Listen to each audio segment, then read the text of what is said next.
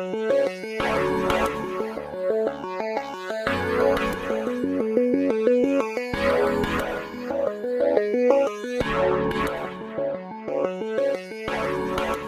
very much, Mike. I suppose being first person up, just some of you on the back row there, can you hear me? So can everybody hear? Yeah, thank you very much. Okay. My name's Neil O'Brien. I'm the CEO at Alkane Energy. Joined the group about 5 or 6 years ago. What do we do? Very simple. Something that you have all used today, and you will all use later on today. We generate electricity. So we sell that to the UK wholesale market, so it's a very simple commodity product, but quite a few wrinkles about what we do and how we do it. So let's just explain a bit more detail. Firstly, we now have 27 of these small embedded power stations that you see on the screen there. In total, Alkane generates enough electricity to supply 75,000 homes. That would be somewhere the size of, say, Northampton, something like that. Our installed capacity is getting on towards 150 megawatts of installed capacity. And I think some of the features, which I'm going to talk to you later on in the presentation, which are critical, so let's establish them now, is our operating model. How can we make money, a small generator, in a market that's dominated by the big six? Well, firstly, we have standardised generation sets. So those are the engines that you see there in the picture. If it's got a chimney coming out to the top of it, it's an engine, generates electricity.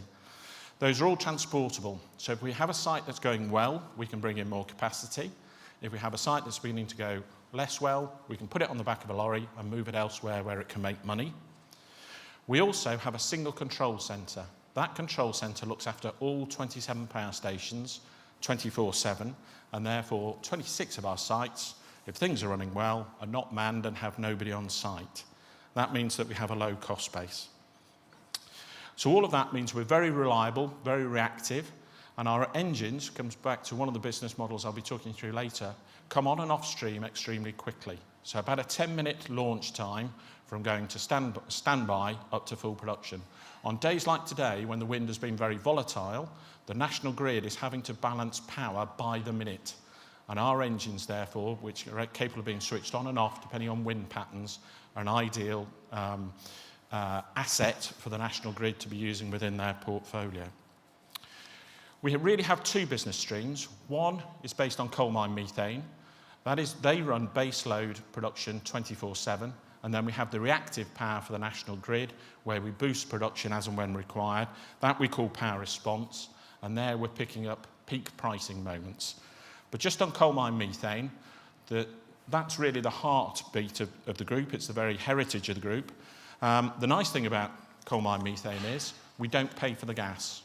If you're in the right part of the UK coal field, you're able to extract gas from the voids in the old coal mines.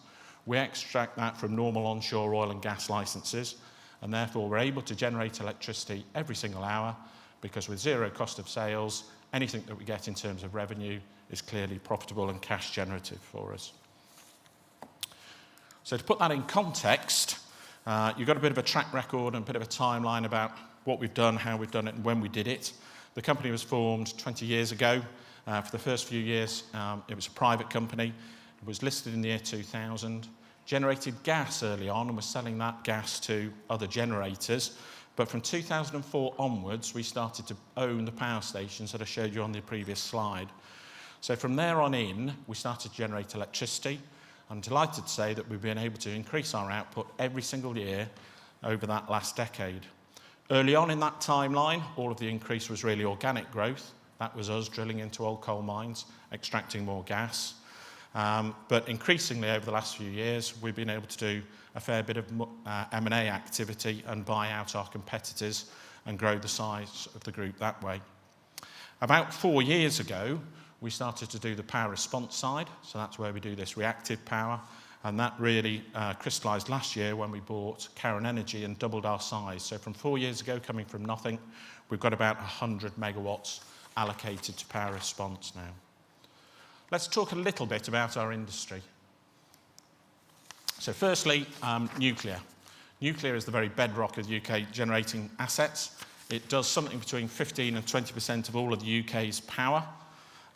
It has been an established generator for something like 30 years. The only problem with nuclear power is we haven't actually built one in the UK for about 30 years now. So the current power stations, the nuclear power stations, are beginning to get extremely old. And the reason why we've got the picture of Heysham on the screen here, during last year, Heysham went offline. It was offline for about 8 months, having detected a crack in one of the boiler rooms. So as a consequence, it was offline, and people like us were standing in to produce extra power during those moments. The fleet is increasingly old. It should all be retired within 10 years. And as the UK position at the moment is, there are no new contracts for new nuclear power stations. The build programme for those is at least 10 years, and therefore there is every likelihood we will be seeing falling nuclear generation over the next few years, but no new nuclear capacity coming online. There was therefore, the next piece of the energy mix within the UK is coal. Coal over the last couple of winters has been doing something like 40% of all of the UK's electricity. Coal has been incredibly cheap. We've had an awful lot of assets in the UK fleet, and therefore it has been the largest of all the generating sources. However, king coal is no more. EU regulation, EU-wide regulation and emission standards means that the vast majority of the coal fleet will have been retired by around 20 to 2021. So last year's winter, about 40% of the generating capacity will be removed.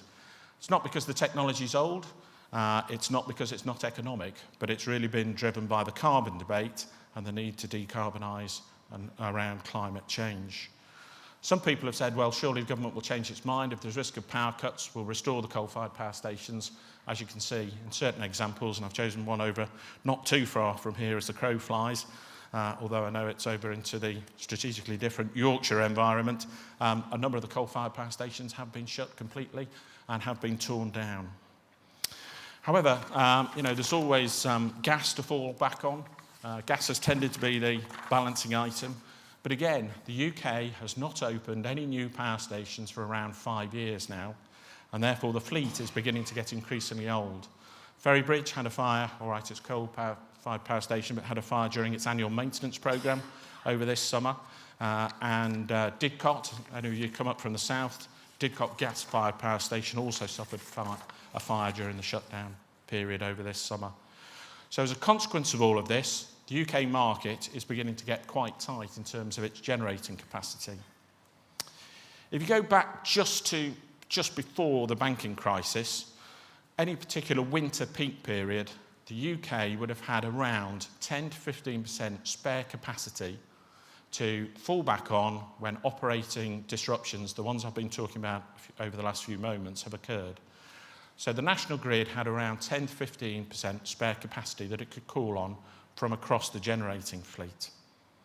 This has been diminishing over recent years, and I've explained some of the closures, and therefore the risk of a power cut has increased over the last 5 years from 1 chance in 3,000, which is where it was about 2 years ago, to a risk factor of 1 chance in 4. That's not 1 chance in 4,000, it's 1 chance in 4. As a consequence of this, the Department of Energy has started to make capacity payments and is therefore trying to reverse the trends over recent years, and is trying to effectively boost the generating capacity of the UK to cover for what the industry calls intermittent or unstable renewable generation assets. Go through them. Solar. Solar's been growing very rapidly over the last few years, but the one thing I'm sure of is solar is not a nighttime winter product. The other one is wind. Now, wind, you'll have thought today, will have been a very high generating capacity. But in fact, it's not growing today. A number of the wind farms in the very windiest part of the UK will have had to have switched off today because it is outside of their operating parameters. So as a consequence, there's been no boost in overall wind production from what I could see on the national grid screens over the last few days. It's been fairly flat. And there are certain days, even in midwinter, when you get those very bright blue skies but bitterly cold days, when wind production can fall completely.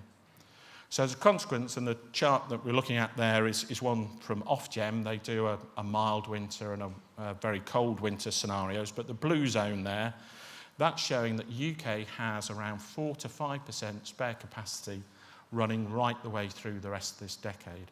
So instead of having 15%, we're down to the last 4 or 5%. And there's no way that you can rush through a build programme to cover that shortage. So basically, certainly for the next few years, what we've got is what we've got. And therefore, as Ofgem have said, there is a significant security of supply risk applying to the UK for the next few years. So that's the market, and where can we benefit from all of this?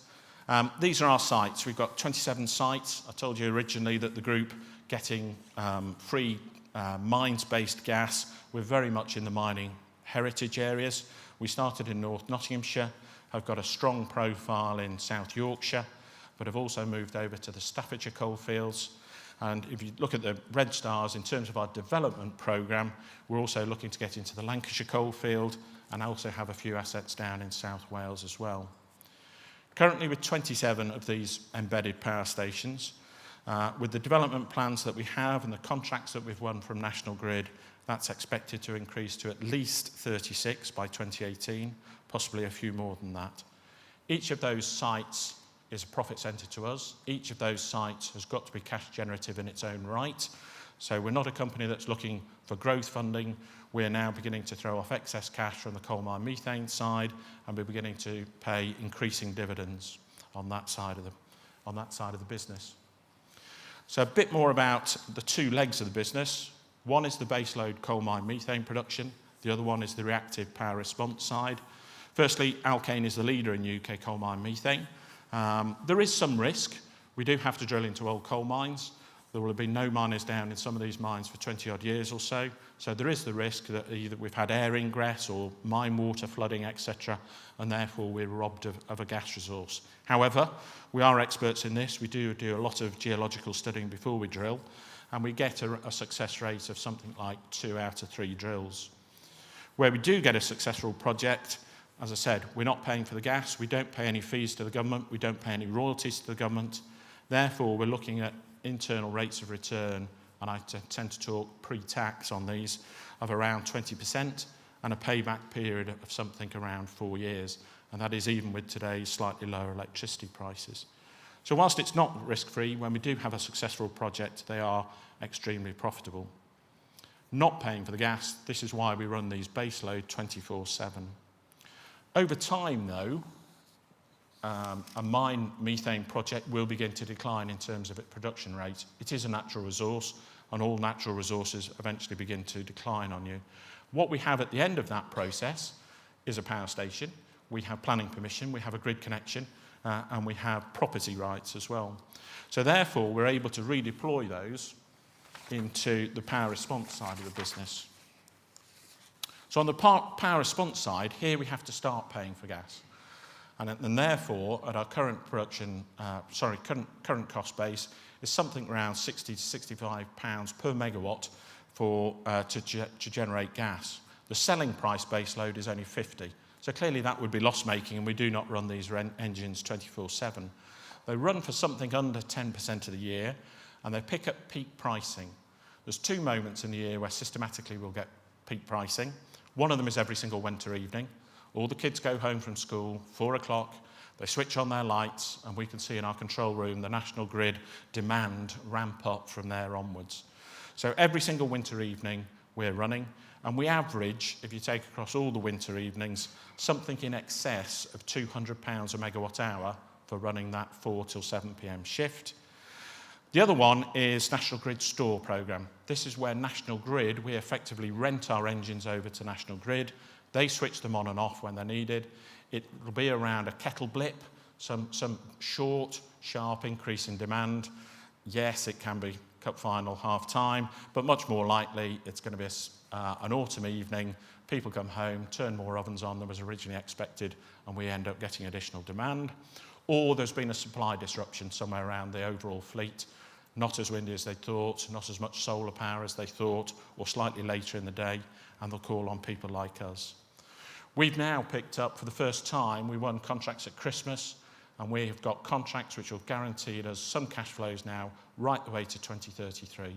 So long, visible cash flow. So our excess or our used capacity on coal mine methane, we're extending the project lives and converting them over to power response. I did mention right at the start that we drill for coal mine methane under standard oil and gas licences. So one final stream to the business is, yes, I'm going to use the S word, shale. Under the coal measures, for some reason, there seems to be a very strong overlap between shale gas and where you'll find the coal measures. So as a consequence, we had a very strong, potentially strong shale portfolio as well. Now, our view on shale is that there is a fair amount of gas down there. Whether it is environmentally acceptable to exploit it within the UK or it's commercially exploitable, time will tell. For example, at the moment, the UK has probably only drilled 20 to 30 shale wells. They'll be doing that every single week in America. So what we've done in 5 years, they'd be doing in 5 days. I think you'll see the difference there. Given that it's going to be a long-term process, though, and given that it's going to be a substantial drain on resources and on cash, what we've done is hopefully create a free ticket to the party. We teamed up with one of our peer group, a firm called Egdon Resources, who are also an AIM-listed company. We teamed up them for a number of reasons. They are UK-focused. They've been in the UK market for 20 years, and they've got nowhere else to go. So they weren't going to move on to the next project in Morocco or the Falkland Islands or somewhere like that. They were going to stick to their knitting. They have strong exploration experience, and also they went off and raised money. So they raised around £10 million, and that should be able to see them through a 3 or 4 year development programme in shale. From our perspective, therefore, we now hold 18% of the share capital of Egdon Resources. We're the largest shareholder in Egdon Resources. If shale is profitable, we will have a windfall profit from this. If it's not, we haven't lost anything. So we are one of the few, or we must be the only shale company that's actually paying a dividend and likely to be paying a dividend for many a year yet. So just to summarise what we are and how we've arrived where we have, just taking you back through the earlier comments, we have grown output now every single year for a decade. That record has been unbroken. It's been an increase year on year. We've delivered that. We now have 27 power stations dotted around the UK, that middle third of the UK. Each of those should be generating cash. Our broader market is under substantial stress. The big six are closing power stations. The old fleet is beginning to get very tired, and the new build assets are not coming through the project pipeline. So therefore, there is a crunch coming in through the market. And as a consequence of this, we've been able to win those new contracts that I talked about. They're going to go secure us income right the way from 2018 to 2033. So we can see ourselves going out some 20 years forward in terms of cash flows. And it gives us a substantial build programme. We've got to build about another 50 megawatts of increased capacity to meet those contracts. So all of that is a good, robust, steady business. We've got potentially a bit of magic sparkle dust in the shale story. Time will tell about that. But in the short term, we started to pay dividends 3 years ago. We've increased dividends year on year. We've got the AGM next month. I'll be very surprised if the dividend is voted down. So on the assumption that it's not voted down, we'll have been growing our dividends substantially year on year on that basis. So it's a proper business, proper assets, and with a good developed project pipeline. Okay, thank you.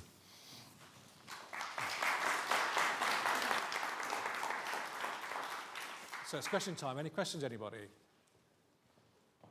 Well, I'll start off with one. On your first slide, you had your profitability, and you didn't have your turnover. Can you give us a flavour of your turnover and profitability as a business?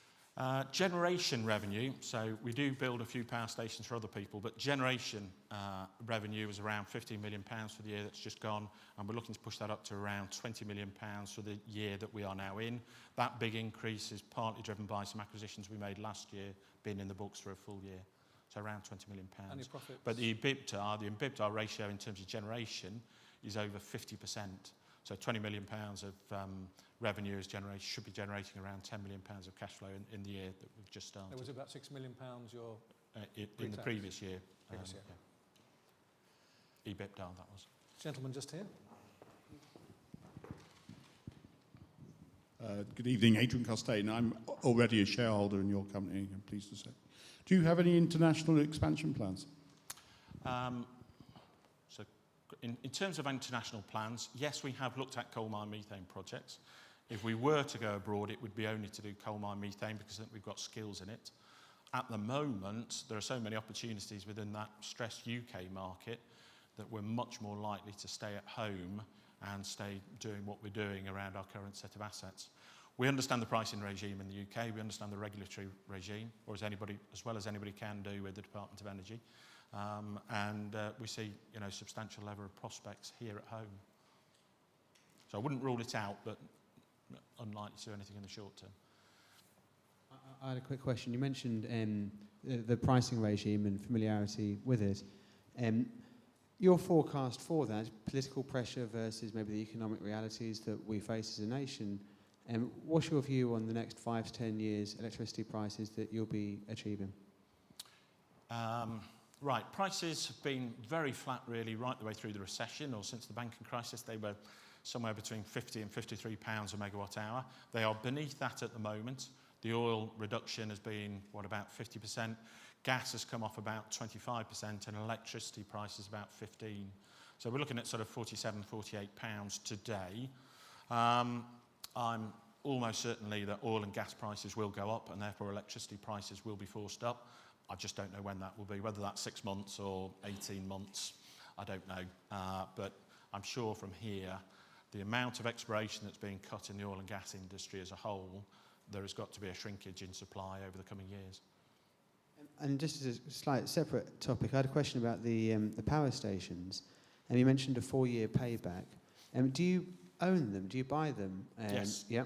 We own all the engines that you see there, the pumping units. We've paid for the dual programme. We tend to lease land rather than buy it. But other than that, everything else is owned by us. And is there any issue of availability of those units? Is there No. a market, lots of things you can buy, or is there limited supply? The engines that you see are used by landfill operators, etc., the pan-European scale manufacturing operations, people like Caterpillar, MWM and Jenbacher are the big manufacturers. So big names, hundreds of units around the globe in terms of those. In terms of what's difficult to get, planning permission is very difficult, and we've been at this for 15 years, so we're delighted we've got many of the sites that we have already. And grid connection. If you're trying to connect to the national grid now and you've got a wind farm in Scotland, you could be waiting 2 years and it could cost you a fortune. Down in the old coal mining regions where we are, and having picked some of these up, but we're picking them up at tens of thousands when we started, and those grid connections are now very valuable. Gentleman towards the back. Are you able to sell back essentially empty holes in the ground for CCS? We've looked at that, but not so much CCS, but we are looking at mines water projects, so district heating schemes. If we don't find gas, we often find mines water. I don't know if you saw this week, DEC have been talking about taking heat out of things like the River Thames and using it to heat commercial businesses. Well, the sort of Thames might have winter temperatures of 8 or 9 degrees. A coal mine water is coming out at 18 or 19. So we are looking at using old boreholes for district heating schemes. So there is definitely value in those sorts of things, going longer term. They may also be valuable to shale operators further down the line. What's that microphone going? You mentioned about coal mine depleting, Yep. and then you turn on to natural gas then. How long is it before the mine comes back into life? Is it 3 years, 4-year life cycle? What we tend to see in terms of a coal mine project, we try and set it up to have full production for 3 or 4 years. You then begin to get some decay at around 10 to 15%. So we would still be getting, profitable production after a decade.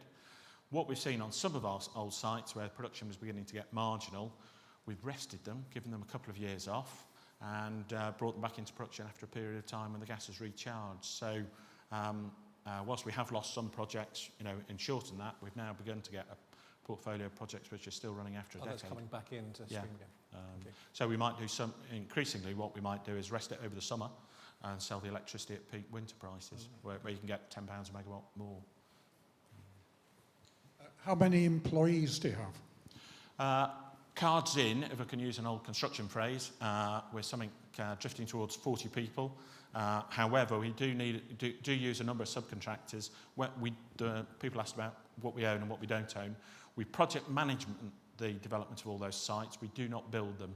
So when it comes to laying concrete, gravel, fencing, all those sorts of things, there's probably another 20 people who depend on us for their living. So something like 60, 70 people in total.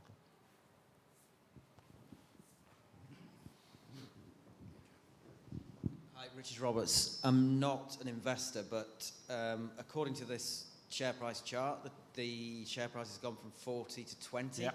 in the last 12 months, something like that. Is Yep. that because the market doesn't really understand that you're effectively not part of the crude oil, going from 100 to whatever? I think there's 2 or 3 reasons. We raised money last summer to buy Alkane Energy, which I mentioned briefly. We only just got that placing away at the value that we needed. The market sort of shut last summer. I think we were probably one of the last 1 or 2 to get through. So I think that gave us an overhang going into the autumn.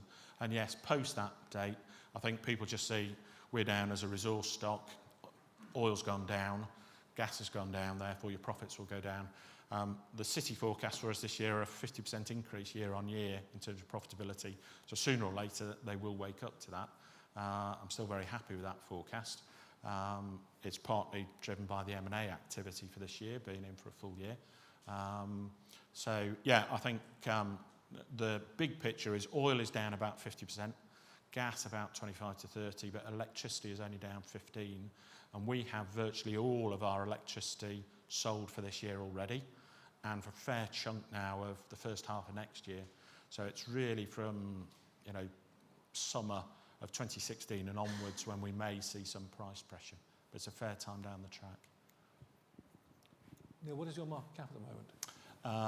It's 30-something million, depending on what the share price is. And what's your value of investment in the Egdon at the moment? 16% of Egdon. Is it worth much at the moment? Obviously, Egdon's- In terms of balance sheet dates, 31st December was around 5 to 6 million. Okay. So you've got that as an asset as well. Any other questions, gentlemen there?